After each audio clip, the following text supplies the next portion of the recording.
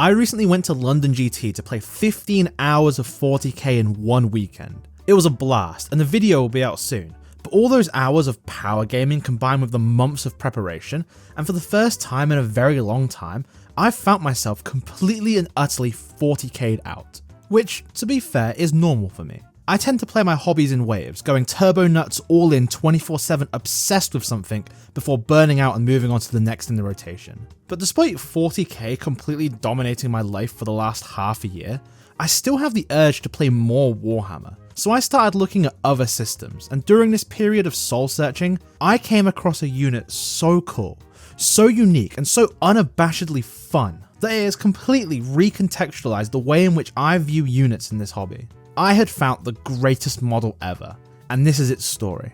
It all started with me looking at what options I even had at my disposal. My friend is obsessed with the Lord of the Rings tabletop game, but I don't know. I like Lord of the Rings, but I don't know if I like it that much. Titanicus gets golden reviews, but if I'm gonna do Titans, I'd rather just do Titans, you know? Battletech has a die-hard fan base, but I asked around locally and I could not find anyone within a 50-mile radius that wanted to play it. So I decided to dip my toes into Horus Heresy. In a move that would leave even the best psychiatrists befuzzled, my brain deemed it best to tackle my 40k burnout with a second Emperor's Children army. But I love my pervy boys enough to justify a quick spending spree resulting in a 2k army, which wasn't as spenny as you'd think it would be. The 30k Combat Patrol are nuts. This is just an awesome box. One of my favourite things about 30k is its very laid back community. During the peak of mankind, each Space Marine chapter had access to anything it wanted, so you really can't go wrong when building an army. Just take what you like and it will still be thematic. And if there's any real shaggers out there, you'll know what I like is artillery. So I started digging, searching for what artillery options I could bring, and there was a bunch of them. As a bit of a Forge World fanatic these days, the Medusa and Bombard were extremely appealing, but my heart was won over by these guys, the Rapier quad launchers. These micro artillery tanks are just the perfect balance between silly and fantastical, while still coming across as tactical enough to work. The cherry on top is, from what I can tell, artillery is supposed to be fairly balanced in 30k, so I can bring these guys guilt-free. This model is one of my favourite ever, but it's not the greatest model ever. This was just the first step in that journey. See, after giving a quick read over the 30k rules, I decided that this was not the burnout therapy I needed, and that I'd come back to this project at a later date. I wanted something a bit simpler to play, so my next stop was Age of Sigmar. Hi, Shagrot here, and I'm about to pitch you a sponsorship I got paid for like 3 months ago and then forgot about.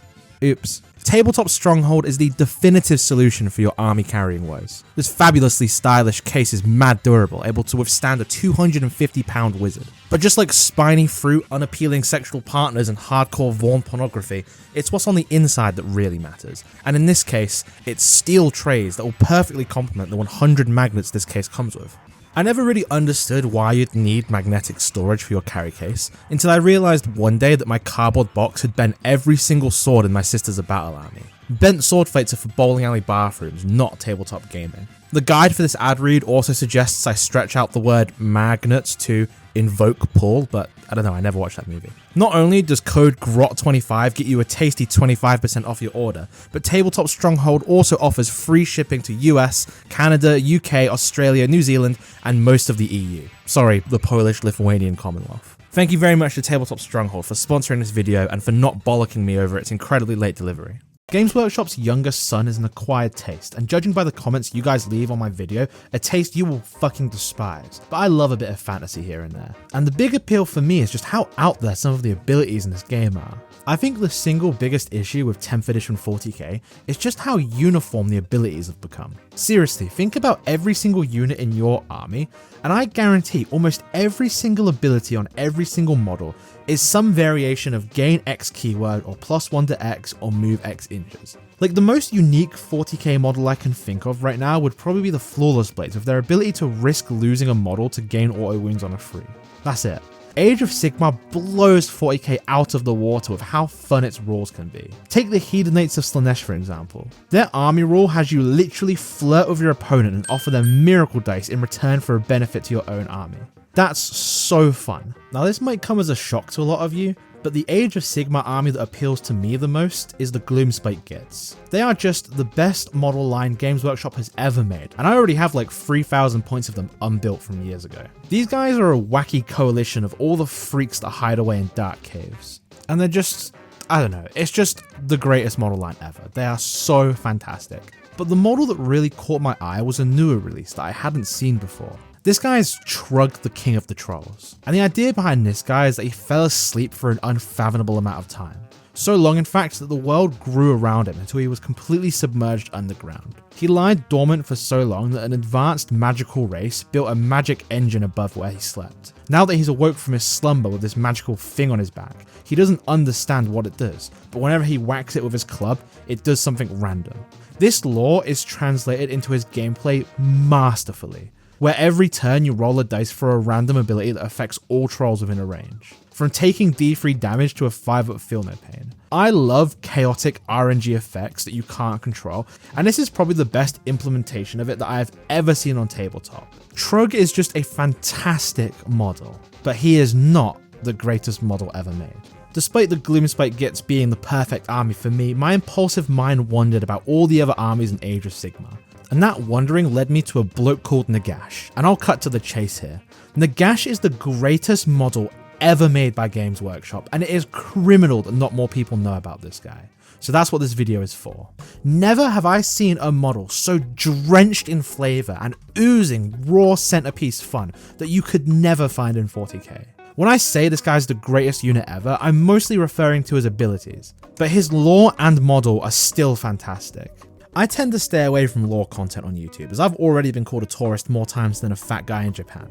But I need to contextualize Nagash so you understand how amazing his abilities are. Plus this lore is just amazing. So I'm going to briefly regurgitate this much better video than you're watching now, and I implore you to watch the full video afterwards. Warhammer Fantasy is a much less morally bankrupt setting than 40k, in that the characters carry out their actions under the guise of genuine betterment for their people. Even the non-chaos evil guys are mostly just looking out for themselves. But Nagash is fueled by pure pettiness. While mages spend their lifetimes learning in order to master the schools of magic, Nagash thought that beneath him and invented his own school of magic in necromancy, which he ended up getting pretty good at. He became so powerful in fact that he decided he needed a Bible of sorts. But every god has a Bible, so Nagash needed 9 Bibles just to be the coolest. It's hard to stress just how insanely powerful Nagash was. He is probably the single strongest character in Games Workshop history to ever be put in model form. At his peak, he was moments away from achieving God Emperor of Mankind levels of power, as he nearly completed his ultimate spell, which would have resurrected everything that had ever died under his command. That includes the 1 squillion nuclear rats, though he did fail to cast when the plot of Avengers happened to him. He became so talented in necromancy that when he died, he just decided not to afterwards. Like seriously, just go watch some actual lore videos about Nagash, he's so cool. So what does Nagash do in game?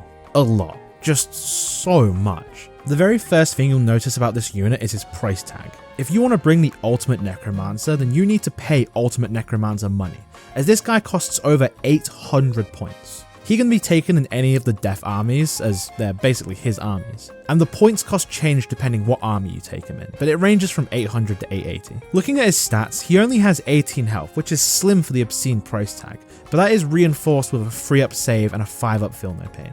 Nagash carries no ranged weapons, but he packs an absolute wallop in melee. He has 3 melee weapons, which in Age of Sigmar you can use all of your melee weapons in each combat. 2 of them have the same profile, 4 attacks, 3 to hit, 3 to wound, 2 AP. One does 3 damage flat and one does d6 damage. Damage spills over in Age of Sigmar, so that is a ton of damage, but damage will only get you so far. Nagash's 3rd weapon operates on a level beyond damage, the Hand of Dust. Each combat, Nagash targets a hero or monster in combat with him. The player using Nagash conceals 1 dice in his hand, and then presents his hands to his opponent. If the opponent picks an empty hand, their unit is spared, but if they pick the hand of the dice in it, the unit is instantly destroyed. It doesn't matter if it's a 50-point wizard or a 1,000-point monster, it fades to dust all the same. The thing I just love about this ability is despite being a 50% chance, it's not just a 4-up roll. The ability incentivizes you to interact with your opponent and just have some fun. That's just so rare in this increasingly competitive focused hobby. Nagash's insane power doesn't end at instant death though. He also has a bit of instant undeath. Once per game, Nagash can resurrect a fallen unit at full power. The one and only restriction on this is that it has to be a non-named unit. If you build for this is just an absurd ability. Take the toughest, fightiest unit you can possibly find, reinforce it so you can take twice as many models in that unit, run it down the center of the board so it has to be answered, and once it finally falls, resurrect them 12 inches from the gash and do it again. This is hands down my favorite ability I've ever seen on a model. When I read that for the first time, I spent the next 4 hours reading over every datasheet in the game to find the most broken combos possible. And the one I landed on was a 4-man unit of Morghast Harbingers, which is a squad of absolute blenders that get a 3rd dice when charging. They come in at 520 points, but will require much more than that to be answered. Once they're finally checked, and at great cost to your opponent, you can just drop another 520 points worth of Morghast on the table again and launch them right back into the fray. Just insane.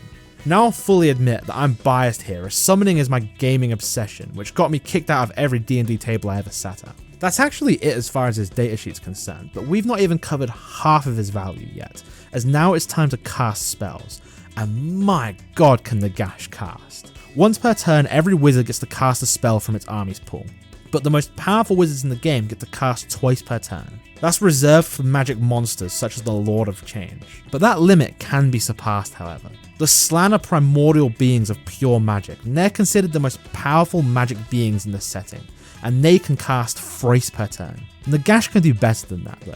But just one-upping the most magical things to ever exist isn't enough for a being so petty. Nagash can cast 9 spells per turn.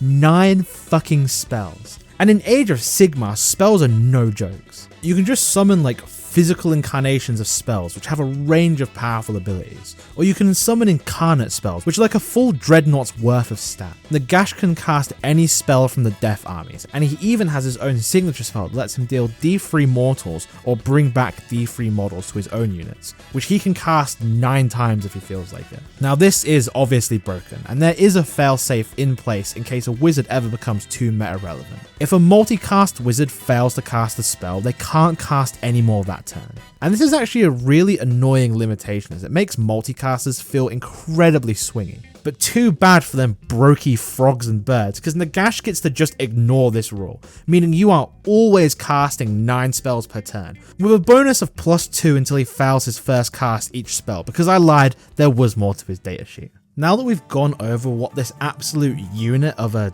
unit can do, is he any good? And the answer is that I don't know. I binged watched a bunch of meta breakdown videos and a lot of AOS discussion, and I have not seen Nagash's name pop up even once, so I assume he's probably not great. Despite being a powerhouse, 800 points is a lot. I've not actually got to play Age of Sigmar yet, as there's just no AOS players around me. But if my first non-40k video is received well, which is this video, then I'll pick up Nagash for myself and I'll take him to the biggest event I can find to find out if he's any good or not. Thank you all very much for watching. London GT video coming soon. Cheers.